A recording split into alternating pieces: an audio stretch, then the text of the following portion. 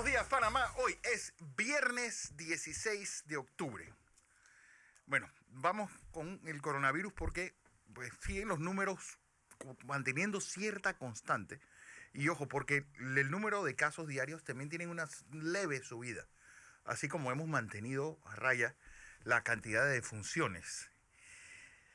Desde el mes de mayo, 8 millones de americanos han caído en la pobreza, según un estudio hoy que está revelando el New York Times. Un momento en el cual, pues hoy es el último día de la audiencia de la Supermom, Amy Coney Barrett, como nueva magistrada de la Corte Suprema de Justicia de los Estados Unidos. Oye, lo que todo el mundo estaba esperando, atención, las decenas sugeridas para el domingo. La del 0, la del 1 y la del 2. Va a hacerse que, pues dice don Monchi Díaz que va a jugar abajo. Aquí, que de todos modos no le pierdan el ojo al 5, don José. Oiga, Fernando, buenos días, ¿cómo está usted? Bueno, ahí le vamos, ahí le vamos. Hoy es viernes, acuérdese, no se olvide de eso, es viernes, con COVID o sin COVID, es viernes. Es viernes. Un día que todo el mundo espera, no sé por qué, pero... No, porque bueno, la dinámica entra en otra... Bien, le voy a leer lo que me mandó una oyente. Dice: Ingeniero Blandón, fui el martes a la Lotería de Caledonia y cambié sin problema los chances de enero y febrero. Todo bien, organizado y rápido. Hasta felicité a los que están en la puerta. Así que no se preocupe si gana. Puede ir ahí. Bendiciones. Sí. Salúdeme a Fernando. Dice que solamente van a hacer algunas... Ayer, bueno, el domingo tengo a la asesora en Entre Líneas de la lotería. Va a explicar a las agencias que van a estar abiertas cómo va a ser el proceso de cambio de billetes ganadores. Y sobre todo, atención, los billeteros, porque hoy y mañana serán las devoluciones. Así que atentos, don José. Usted sabe, mire, le leo esto porque yo le dije a usted que la lotería. Sí, la lotería. lotería. Usted perdone, una vez que el Geraldo Ríos se le ocurrió. Antes el billete costaba 50 centavos, Sí. ¿se acuerdan? Entonces a Omar se le ocurrió subir billetes a 55. Entonces comienza a pensar 55 centavos más difícil que tener que 50 centavos. Claro. Entonces comenzaron las billeteras y le pusieron una presión en la comandancia y pidió un tiempo. Ey, aguanta, vamos. Y eso para que usted vea la lotería de las cosas importantes para la gente, pues. Hombre, ¿Ah? esa es la esperanza. Sí. Bueno, algunas cosas hoy es viernes, están pasando en el mundo. Les recomiendo a ustedes que se lean un artículo que aparece en la BBC de Londres sobre la dolarización en 3 países. Y bueno, y me llamó la atención de ese artículo, sobre todo lo que dicen, que la dolarización para lo único que ha servido es para restarle, obviamente, una ventaja competitiva a El Salvador. Y gracias a la dolarización, lo único que está exportando son gente. Bueno, la dolarización, particularmente en Ecuador, que se hizo en el año 2000, recuerdo cuando era presidente Yamil Mahuat, para un estabilizador fiscal monetario, por la inflación estaba en 95, casi 100%, y eso es un desmadre. Y sigue, bueno, el dólar se tomó eso, no es como lo tenemos nosotros, es diferente, ¿ah? Y la dolarización en Panamá. en Venezuela, perdón, en El Salvador, Ecuador y Panamá. se hizo también en el 2001 con Francisco Flores. Con Paco Flores, sí. Y aquí en Panamá es desde 1904. Así que cuando ellos están mojándose, nosotros nos estábamos secando hace rato. Bueno, les recomiendo que lo lean, sobre todo a los diputados. Oye, también lo que está pasando ahora mismo con Salvador Cienfuegos, jefe del ejército mexicano, detenido en Estados Unidos por orden de la DEA. Fue en el gobierno de Peña Nieto. Esto nada más para que usted busque y tenga como entretenerse en en esta pandemia. La gente dice que no tengo nada que ver. Digo, sí, ahí pues, Mucho. puede leer mucho. Le hace las obras de Alejandro Dumas, Los Tres Mosqueteros. Son obras bonitas. Una obra muy bonita. Le hace a sus hijos, ¿no? Los Tres Y es un momento de... Montesquieu. Y es una buena obra, un buen momento para pues, generar el hábito de la lectura. Bueno, ayer hablaba con uno amigo mío que es matemático, que traía a otros muchachos que son ingenieros. Quería conversar sobre matemática y estadística. Entonces yo le dije mire, ustedes no lo van a creer, pero yo soy amigo de quizás el mejor matemático de Panamá. ¿Quién? Chuchu Martínez. Sí. Sí, el poeta. Es un buen matemático. Chuchu Martínez, además de ser doctor en filosofía, era doctor en matemática. Y profesor en la y Universidad de Lógica. profesor de la Universidad de Lógica. Era un hombre completo. Lo único que no llegó a tener éxito fue que nada más llegó al rango de sargento. Y era piloto, pero de un avioncito de mala muerte. Un día a mí se me ocurrió la trágica decisión de venirme de Costa Rica con él en su avioneta y soltaba el timón, me decía, dale, Brandon, maneja. Digo, sí, yo no sé cómo se hace. Eso era un cascarón de avión, pero cómo le gustaba a Chuchu. Uno de los hombres más brillantes que este país ha dado. Digo, cuando usted quiere saber de matemáticas, tendría que hablar. Su hijo es actual embajador en Nicaragua. El gran Chuchu Martínez, un hombre de gran recordación. Cuando Graham Greene hizo el libro sobre el general Torrijos, en realidad el libro quedó escribiendo a Chuchu Martínez, porque Graham Greene amaba a Chuchu Martínez. En el sentido literal, literario. Porque hay gente que cree que si un hombre ama a otro es porque... No. Graham Greene, para poder escribir su obra, él tenía que identificar los personajes. Y para él, Chuchu era un hombre, un personaje. Él decía que Chuchu era un hombre que nunca había entregado su alma a nadie. Era un alma que nunca le dio reposo. Chuchu no le dio reposo a su alma. Eso es lo que así lo describía Graham Greene. Los grandes hablan de esa forma. Bueno, vamos a bajar el tono y vamos a hablar de algunas cosas que están ocurriendo. Vamos a hablar de COVID primero para entrar en una situación política bien compleja que hay ahora mismo. Yo no sé si ustedes tuvieron la oportunidad de mirar ayer la televisión norteamericana en cable, la ABC. Usted la podía incluso localizar por sus canales de teléfono, o computadora, estaba transmitiéndose en vivo. El señor presidente de los Estados Unidos, Donald Trump, estaba en Miami por la NBC y el señor candidato Biden estaba en Pensilvania por la ABC. A Trump lo entrevistó Savannah Guthrie, una abogada, periodista. Ahora les cuento. Y a Biden lo entrevistó George, ¿cómo se llama? George Stephanopoulos. Sí. El áncor de... ¿Cómo se dice áncor en español? Ancla. No, áncor no, pero es como el presentador. El presentador. El presentador estrella. El presentador principal. Los dos. A Trump una mujer y acá un hombre. Bien. Algunas cosas que están pasando en el COVID, Fernando, a nivel mundial. Estamos ya sobre los 39,3 millones de positivos en el mundo. A la velocidad con que este virus se está reproduciendo. Sí, 39.273.654. Redondeado, 39.3. 1.110.501 fallecidos. 1.110.000 fallecidos. En los Estados Unidos sobrepasó los 8 millones. Estados Unidos amanece hoy con, sigue siendo el epicentro de la pandemia, 8.219.074, 222.754 fallecidos y 67.089 nuevos casos con 876 nuevos fallecidos. Esto es un incremento sustancial.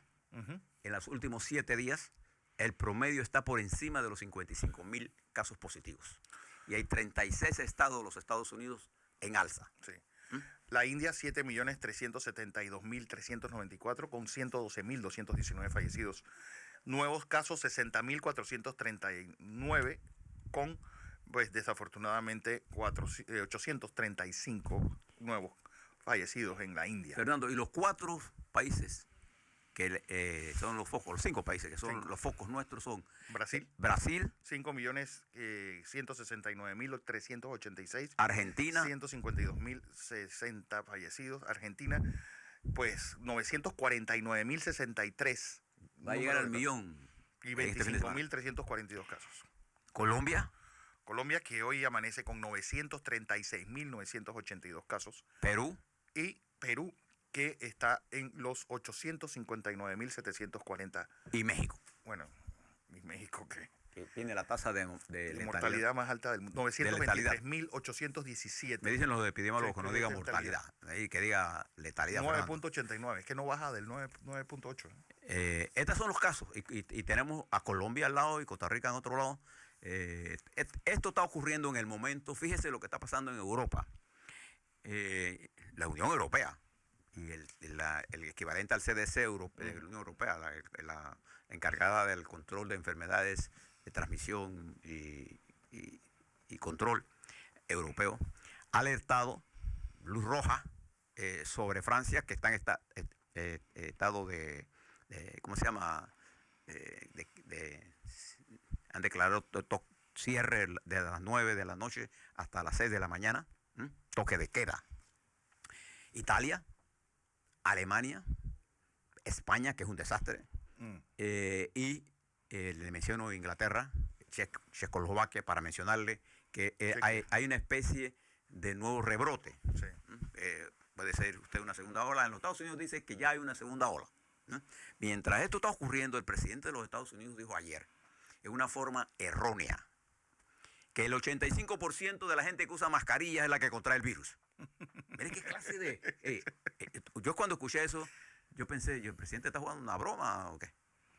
Porque él cree que al decir eso está engañando a alguien. No hay nada peor que un presidente le diga a su pueblo que la evidencia científica de sus propios investigadores les demuestra que la mascarilla es lo contrario.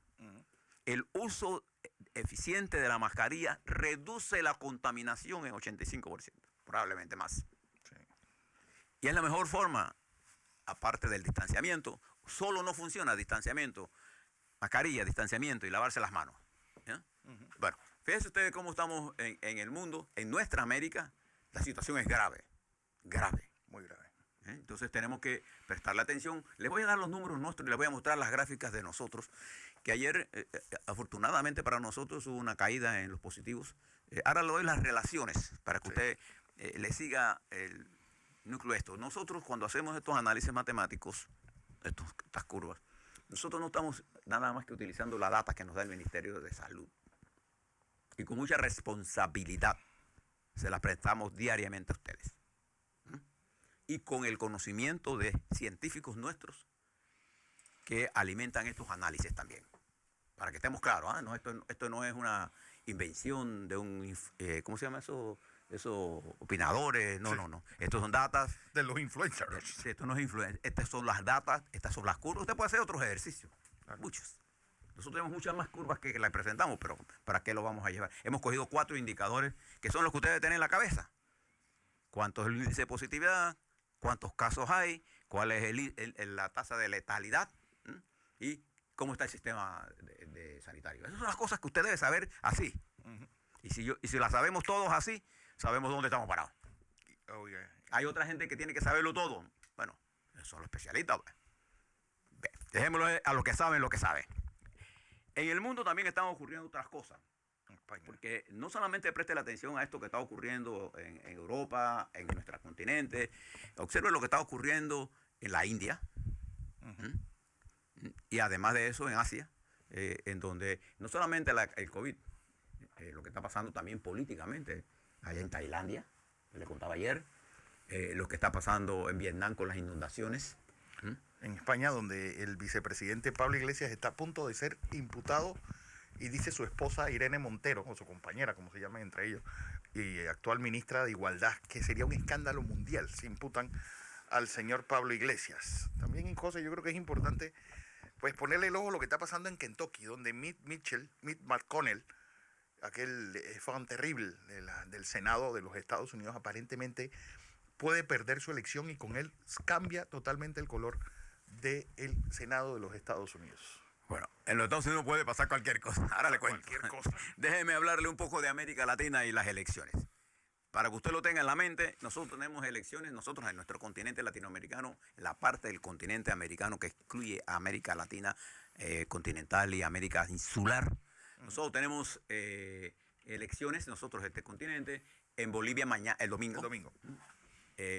Con los favoritos establecidos en este orden, Arce y Mesa, según las estimaciones de encuestas, ya veremos qué pasa, con graves preocupaciones de si va a haber fraude o no, porque la estructura que controla esto, controla la corte, controla todo y controla a los militares. Y hay una campaña contra la oposición que le ronca el aparato y yo no veo a nadie diciendo que hay que respetar la democracia. Bueno, y se llevaron a campaign manager Almagro. Así que esta situación, este domingo le estaremos dando resultados, cualquiera que sea el resultado, lo que va a agravar la crisis política de Bolivia. Se lo estoy diciendo desde hoy por conocer la dinámica de lo que está ocurriendo allí. También va a haber elecciones en Ecuador, pero las elecciones en Ecuador será por allá por el 7 de febrero del año 2021. Pero ya el escenario está montado, ya están en el proceso electoral. Acuérdense que estamos en el 15 de octubre, faltan unos 3 meses y unos días, sí, ¿no?, para que comience el proceso, para que se den las elecciones allá, que va a ser una contienda más cara contra cabellera. Y para eso ya se están adelantando el juzgamiento a Abdalá Bucaram. Sería bueno que usted lo voy a conseguir, le consiga la posición del expresidente Bucaram. ¿Y por qué Bucaram tan rápido y por tan poca cosa lo quiere llevar preso? Porque es un factor de poder en Ecuador. Encima él es un hombre inmanejable para la oligarquía financiera de Guayaquil, que es la que manda. No coman cuento en los demás. También en un mundo global de la economía, el hecho de no haber acuerdo en los Estados Unidos para el estímulo fiscal, que ha bajado. Acuérdense que lo que está moviendo la bolsa en los Estados Unidos son las tecnológicas y las farmacéuticas, básicamente. Ellos se llevan el pastel de este negocio.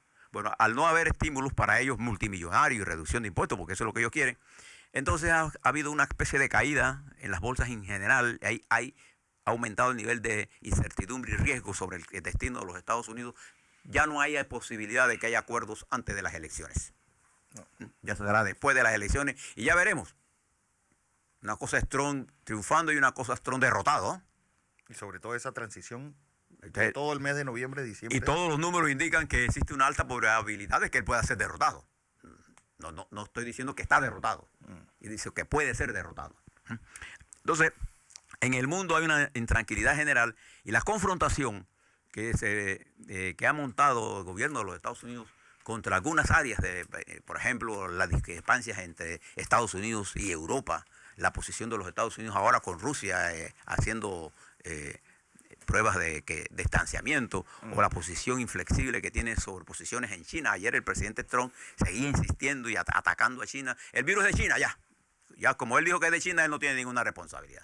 Bueno, y hoy hay una fragata norteamericana, una bandera más grande que yo he visto en un barco, pasando por el estrecho de China, es decir, saliendo de Taiwán rumbo a... Sí, ellos van a hacer lo que tengan que hacer para decir que el hombre más fuerte contra China, el hombre más fuerte contra Cuba, contra Venezuela, contra Nicaragua, es él. Pero en la práctica no pasó nada. Es la verdad. Si no, lean las columnas de Oppenheimer, del Miami Herald, de Miami, que viene de Miami, ¿no? Bien, le cuento esto porque en nuestra América también habrá elecciones este 7 de diciembre en Venezuela, créanlo o no, va a haber elecciones en medio de una situación bien complicada políticamente, pero en ausencia de una política de los Estados Unidos que es la política de la amenaza y de las sanciones. Sancionan a Diosdado Cabello porque no puede entrar a los Estados Unidos y no puede hacer transacciones. ¿Y eso qué resuelve el problema de Venezuela? Eso. ¿Qué resuelve ese problema de Venezuela? O que algunos generales le ponen unas sanciones o unas controversias contra Cuba. Cuba no representa ninguna amenaza para nadie ya. Para ellos mismos, ¿no? Cuba tenía una sobredimensión, sí, más allá de su verdadera realidad política. Y su peso mundial. Y su peso mundial por sus intervenciones internacionales, pero al terminarse eso... Sí, era un ejército mercenario al servicio de la Unión Soviética que se acabó. Plagó de muertos África. Creo que en este momento lo que a mí necesita nuestro continente es una atención estratégica de los Estados Unidos para ayudarnos al desarrollo de toda la nación, de toda la región, sobre la base de fortalecer las democracias. Porque a los Estados Unidos no les interesan las democracias de nosotros, no se llame engaño. Le interesa mantener un poder hegemónico. Y eso es importante para ellos, está bien. Pero que impulsen el desarrollo de la región. Bien, vamos a hablar un poco sobre las elecciones de los Estados Unidos. Y están pasando cosas curiosas. Le cuento. Usted conoce, Fernando, ha oído hablar del senador Ben Sasse. El senador Ben Sasse es un joven profesional, senador del estado de Nebraska, un estado conservador. Muy conservador. Un estado rural, diría yo. Un estado donde los que le gusta el racismo le llaman los redneck. Sí, son ganaderos, son hombres y mujeres forjados en el trabajo, en un amor a la familia increíble. Sí, porque hay gente que vive muy lejana de una. Sí, sí, no, ahí el sentido de comunidad, el sentido personal, el sentido de la familia es una cosa poderosa. Una de las cosas que yo más admiro de los Estados Unidos es que en su sector de producción agroindustrial, agropecuario, el sentido de familia, de unidad de local, el sentido del principio del respeto a los hijos, es una cosa formidable en los Estados Unidos en este sector. Bueno, este senador, Fernando, usted que conoce de estas cosas, este es un senador graduado, nada más y nada menos que de Harvard. Y tiene un doctorado en Harvard. O sea, que no está hablando de cualquier senador. Este senador republicano, ayer hizo unas declaraciones, no unas declaraciones, sino que él está llamando a sus votantes y les dice lo siguiente, está en una cinta de grabación, ¿ah? Eso no es, y voy a citarla de memoria. Dice que el presidente Trump le gusta besar el trasero de los dictadores. Punto. 2, que es un hombre irrespetuoso con las mujeres. Le falta el respeto. Misógino. 2, que ha vivido en contubernio con los sectores de la supremacía blanca, que tiene una política exterior errática y que es un mentiroso. Eso lo dice un senador republicano de un estado conservador. Porque no estamos hablando de que él es y que Trump con su trabajo está empujando a los Estados Unidos hacia la izquierda. Este hombre que ayer, esto no es una revelación que salió en un periódico. Estamos hablando de... Él en vivo, en una grabación que él le está llamando a sus votantes. Dice esta apreciación. Esto sale antes del cabildo abierto, porque así se daba en español. ¿Cómo se llama eso? El cabildo que se hizo ayer, la audiencia que se hizo en público en unos pueblos. Trump estaba en Miami, en Florida, y Biden estaba en Pensilvania. Pero además de eso, de esta posición de él, se da la siguiente controversia. El presidente de los Estados Unidos propone una cantidad de X miles de millones o trillones para la ayuda a el COVID. Los demócratas, encabezados por Pelosi, tienen otra propuesta, esta mejor distribuida. Yo quiero que ustedes se metan a la web y miren las propuestas, no los volúmenes, no las cantidades. Una cosa es distribuir 1.200 millones de dólares en forma equitativa y una cosa es hacerlo a los ricos. Claro. Bien. Y vea la propuesta republicana de McConnell. El senador McConnell, ante esto que él está diciendo, Fernando, de la posibilidad de que pueda perder las elecciones, dijo, estoy en contra de Trump. Mire cómo se está tomando distancia, ¿eh? Porque está viendo en peligro la elección. Y el presidente de Estados Unidos dijo que la señora Pelosi es una loca. Y que con ella no se puede llegar a ningún acuerdo. Entonces, esta controversia general hace de las elecciones de los Estados Unidos una cosa impensable, ¿no? Y además lastimosa para nosotros, porque nosotros, Estados Unidos es uno de nuestros principales socios y nosotros queremos que a ellos le vaya bien. Bien, entonces ayer se dio, acuérdense que ayer debía haber debate frente a frente. Como el presidente Trump adquirió el COVID, se le pusieron unas restricciones y la comisión bipartita de republicana decidió que el debate debía ser virtual. Pero Trump no quería eso. Entonces lo rechazó y entonces ambos decidieron irse a hacer estos cabildos, uno en Florida y el otro. Entonces simultáneamente ayer en Pensilvania Trump con Stephanopoulos y allá en Florida el presidente con la periodista Savannah Guthrie se entrevistaron. Y entonces, si usted tiene tiempo, vaya a la ABC, está ya en sus redes. Ya en sus redes, sí. Y vea a Biden y vea a Trump. Dos candidatos en dos países diferentes. Un Trump que no tenía contendiente y comenzó atacando a la señora. Y fíjate una de las frases que va a quedar para la historia de este debate, de esta confrontación de Trump. La periodista le dijo, cuando le preguntó sobre su teoría si a Bin Laden lo había matado, dijo, no, yo retuiteé, dice, señor, usted es el presidente de los Estados Unidos, usted no es el tío loco, es un ciudadano cualquiera. Eso lo dijo la periodista.